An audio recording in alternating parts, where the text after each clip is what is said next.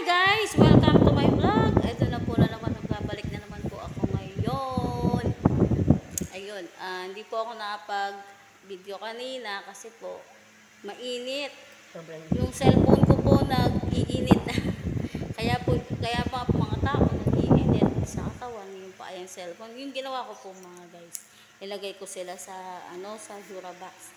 Parang maiinsan yung pag-iinit nila na masisira sila guys kapag hindi mo sila linagay doon. Tsaka bago pa naman to ba masira, wala na akong gagamitin. Naglalag pa naman yung mga cellphone ko. Ito lang ngayon, mas matino ngayon ginagamit ko. Sisipag tuloy akong mag-reels. Ayun. Kaya nung karamihan dati guys, noon hindi ako nakakapagawa ng long video. Gawa nung pag naglulong video na siya, yung ayaw na siyang ma-save, hindi na siya nasi-save kahit sa TikTok, ganyan, wala na siyang boses. Pero ngayon, medyo meron na, kahit isang damakmak na ilalagay ko ng video dito, hindi na siya nawawala. Hindi na siya, as in, namamatay ba? Tas, yung boses mo, hindi siya nakakatugma sa sinasabi mo, parang naiiwan siya, ganun. Kaya, naiinis ako.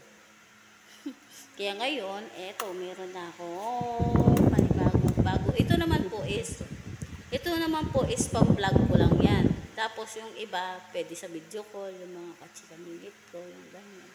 Tapos yung mga, ito naman po is pang-edit ko po sa aking CapCut. Ayan lang po guys. Thank you for watching. Bye-bye. God bless us all. Bye-bye po. Love you ma. Ingat po sa panahon guys. Sobrang init.